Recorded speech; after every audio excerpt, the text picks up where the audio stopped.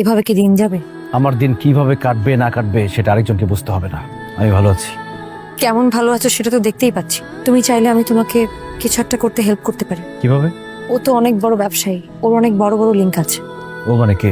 যে লোকটার সাথে তোমার বিয়ে হয়েছে? হুম, তার অনেক টাকা না? বড় ব্যবসায়ীদের টাকা তো থাকবেই। স্প্যানিশ অলিভ অয়েল দিয়ে তোমাকে ঘষা মাজা করে না? ছি, নিজেকে তো লেপে পুছে কামরাঙ্গা বানিয়ে ফেলেছো। তোমার সাথে আমার দেখা করতে আসাটাই ভুল হয়েছে। যাবো না প্লিজ, দাঁড়াও। টাকার কাছে এভাবে বিক্রি হয়ে গেলা?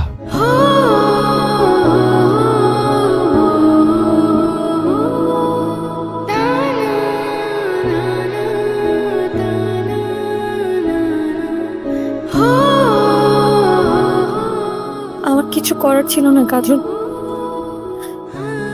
তুমি থাকলে আমি ফাইট করতে পারতাম, কিন্তু তুমি তো জেলে ছিলে।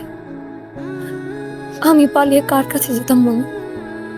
এখন তো আমি জেলে না, এখন তো আমি বাইরে। এখন আমি আর তোমাকে ছাড়ছি না। পাগলামি করো না প্লিজ, এমনিতেই অনেক পাগলামি করে ফেলেছো। পাগলামি কিছু দেখো নাই তুমি।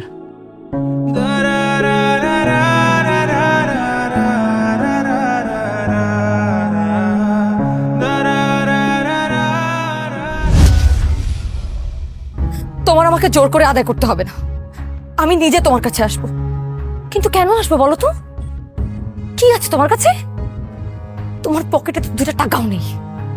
রাস্তার ছেলে রুন্টুর সাথে মারামারি করে 18 মাস জেল কেটেছো। ওর সাথে যদি মারামারি করো না, সারা জীবনও জেল থেকে বেরোতে পারবে না।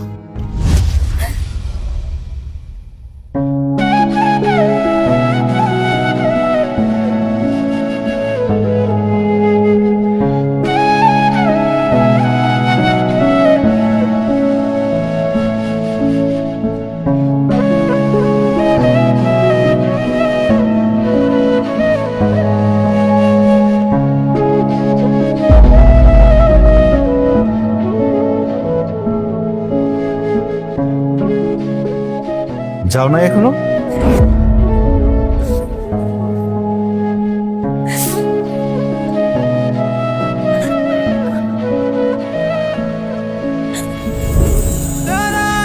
যেতে পারছি না।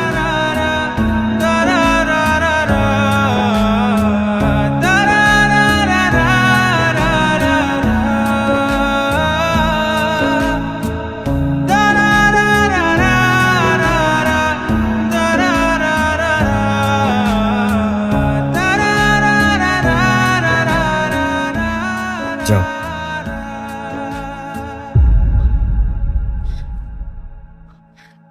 ভালো আমি তোমাকেই বাসি কাজল, ভীষণ ভালোবাসি। জানি তো। যে মানুষটা কতগুলো টাকা ছিল বলে আমার মতের তোয়াক্কা না করে আমাকে তার বাড়িতে তুলে নিয়ে যায়,